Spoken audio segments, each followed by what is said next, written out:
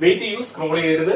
നമുക്കൊരു മൾട്ടിപ്ലിക്കേഷൻ ട്രിക്കിലോട്ട് നോക്കാം. ഈ ക്വസ്റ്റ്യൻ കാണുമ്പോഴേ നിങ്ങളെ മനസ്സിൽ വരുന്നത് എന്താ, കുറച്ച് മുന്നേ ഇവൻ ഇതേ മൾട്ടിപ്ലിക്കേഷൻ നമ്മളെ പഠിപ്പിച്ചതല്ലേ ഉള്ളൂ, രാവിലെ തന്നെ വീണ്ടും കുറെ ഉടായ്പയായിട്ട് റൈൻ കോഡൊന്നല്ലേ. ഓക്കെ, നമുക്ക് എന്താ വേറൊരു മെത്തേഡ് നോക്കാം. ഇവിടെ എന്താ നമ്പർ ഒബ്സർവ് ചെയ്യുമ്പോൾ നമുക്ക് എന്താ മനസ്സിൽ വരുന്നത്, ഇവിടത്തെ ടെൻസ് പ്ലേസ് രണ്ടും എന്താണ് സെയിം ആണ്. വൺസ് പ്ലേസ് രണ്ടും കൂടെ കൂട്ടുമ്പോൾ എന്തും വരുന്നുണ്ട്, 10 വരുന്നില്ലേ. അപ്പൊ ഇങ്ങനെയുള്ള നമ്പറുകളെ എങ്ങനെ എളുപ്പത്തിൽ മൾട്ടിപ്ലൈ ചെയ്യാം. വൺസ് പ്ലേസ് തമ്മിൽ കൂട്ടുമ്പോൾ 10 വരണം, ടെൻസ് പ്ലേസ് രണ്ടും എന്തായിരിക്കണം, ഈക്വൽ ആയിരിക്കണം.